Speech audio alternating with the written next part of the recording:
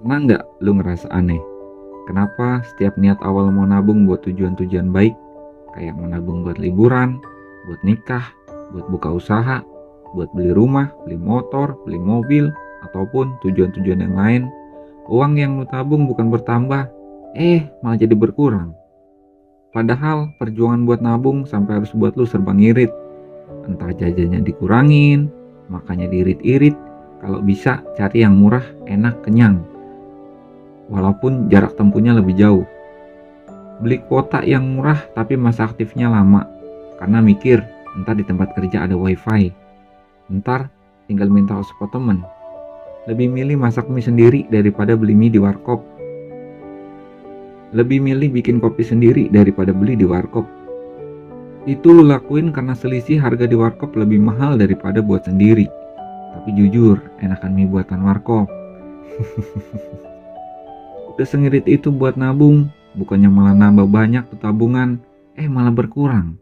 Bahkan bisa malah habis. Karena ada aja keperluan mendesak yang mengharuskan bongkar tabungan, ya kan? Pertanyaannya kok bisa? Bukannya 1 ditambah 1 sama dengan 2 ya? Nah, di sini gue bakal bahas itu. Halo, assalamualaikum warahmatullahi wabarakatuh. Apa kabar? Semoga pada sehat ya. Ya, namanya juga hidup. Emang kadang ada aja ujiannya. Niat mau nabung, ada aja temen yang tahu tanggal gajian kita. Terus ngomong, pakai dulu sini 100. Ya kan? Di sini gue nggak mau ngajarin seolah-olah gue sih paling tahu atau masih paling benar. Gue juga bukan motivator, paling ceramah doang dikit. Sama berbagi, dan ini juga jadi pengingat buat gue pribadi.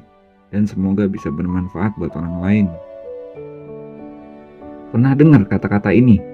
Hemat pangkal kaya. Artinya semakin hidup hemat, uang ditabung, nanti kita bakal jadi orang kaya. Katanya. Itu kata-kata manis yang diajarin waktu kita masih kecil dan masih membekas di alam bawah sadar sampai gede. Kalau kita hemat nanti bisa kaya. Tapi kok kaya kagak malah jadi orang pelit, orang kikir, bahkan sampai ke diri sendiri, ya kan? Sebenarnya kata-kata itu nggak salah, cuman tergantung dari sudut pandang mana dulu. Kalau buat gua kata-kata itu menganjurkan kita hemat sama hal-hal yang nggak perlu kita beli, sama hal-hal yang kurang bermanfaat. Daripada tuh duit diambur-amburin ke hal-hal yang negatif, mending disimpan aja dulu. Ada banyak banget motivator dadakan yang ngomong, nabung itu nggak bakalan buat kita kaya. Soalnya duit lu bakalan diem dan nggak nambah, malah bisa kena inflasi. Mending diinvestasikan aja ke emas, beliin aset, dan lain-lain. Ya, emang benar apa yang diomongin sama mereka. Ya, walaupun yang mereka omongin juga belum tentu dilakuin. Dalam ilmu penjumlahan, kan 1 ditambah 1 sama dengan 2. 2 ditambah 2 sama dengan 4. Dan seterusnya. Kalau ilmu pengurangan, 2 dikurang 1 sama dengan 1. Kalau ilmu perkalian, 5 dikali 5 sama dengan 25. Nah, kalau ilmu pembagian, 25 dibagi 5 sama dengan 5. Ya kan? Ternyata masih pintar gue matematika. Tapi ilmu perhitungan kayak gitu nggak bisa kepake di kehidupan sehari-hari. Soalnya 1 tambah 1 bisa jadi minus. Tapi bisa sebaliknya, 1 tambah 1 bisa jadi 11. Nah, kok bisa? Kenapa 1 ditambah 1 malah jadi minus? Misalnya, lu punya duit 200. Yang 100 lu pegang, yang 100 lagi lu tabungin. Tiba-tiba temen nagih utangnya. Mau nggak mau dah, lu harus bayar. Tiba-tiba harus kondangan, tiba-tiba kendaraan mogok, tiba-tiba tokan rumah udah bunyi kayak truk lagi mundur, tiba-tiba gas habis, atau buat biaya berobat karena tiba-tiba sakit. Nah, kepake dah tuh duitnya. Nggak jadi dah tuh nabung. Tapi lu harus mikir nyari duit kemana lagi buat nyambung hidup, ya kan? Ya, namanya juga hidup.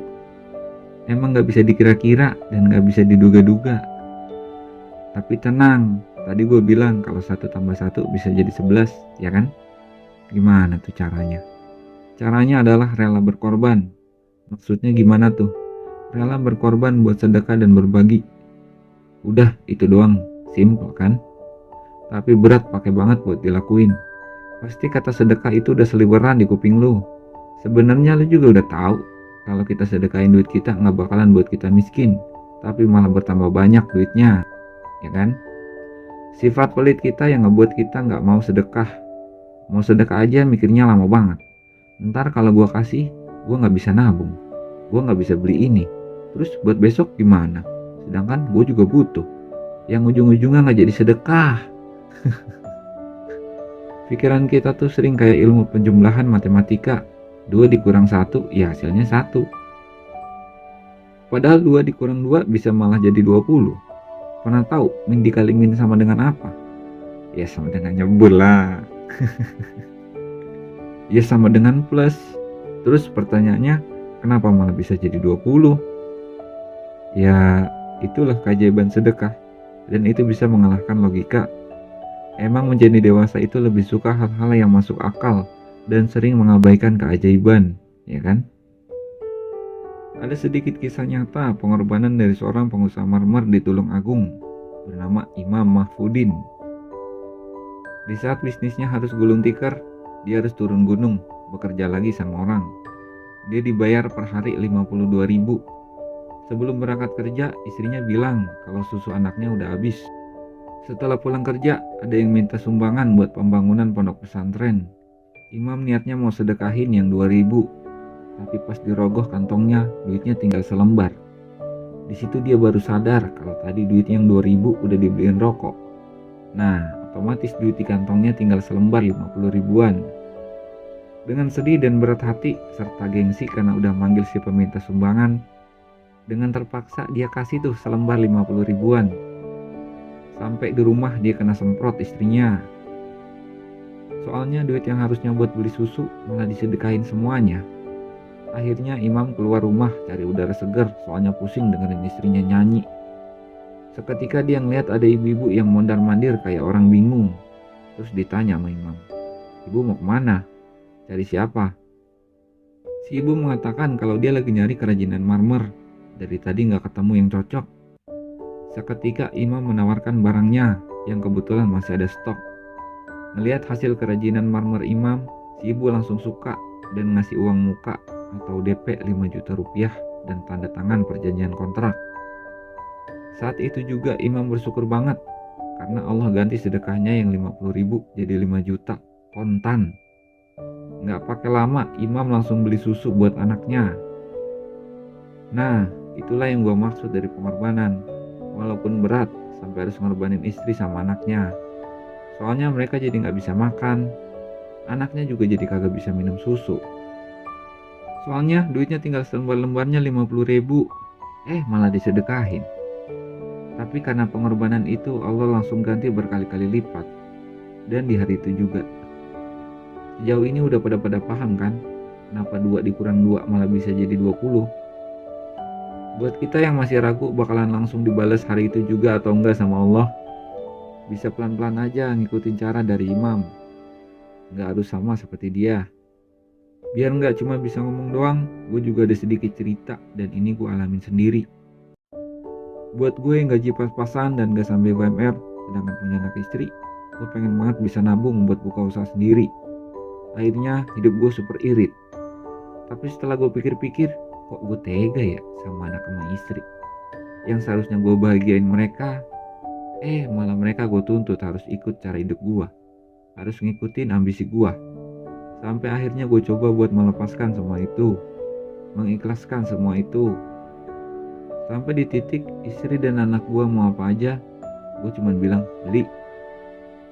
Ajaibnya gue malah jadi bisa nabung.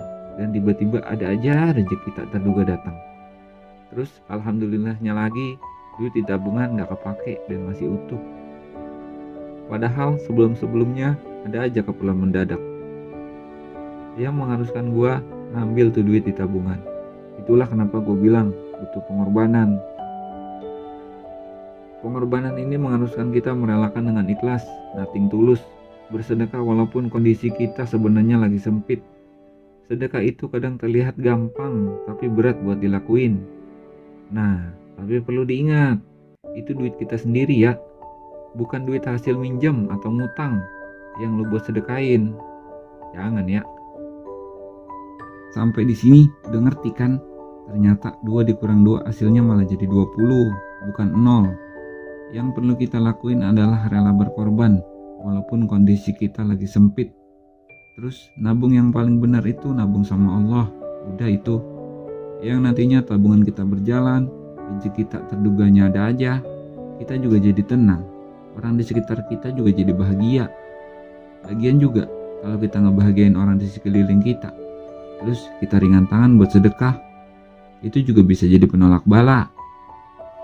Jadi, duit yang ditabung gak bakalan keganggu sama keperluan mendadak. Nah, terus investasi paling menguntungkan itu adalah investasi dengan Allah. Karena gak bakal ada ruginya, malah selalu untung. Udah dulu ya, nanti kita ketemu lagi di video-video yang lain. Ada banyak banget tuh yang ngejelasin soal kehidupan, tentang uang dan kesuksesan. Maaf ya kalau ada salah kata yang menyinggung. Maklum bukan nabi boy. Sekian dulu dari gua Bloy. Kalau emang video ini menurut lo bermanfaat banget, pasti udah pada tahu kan harus ngapain. Wassalam.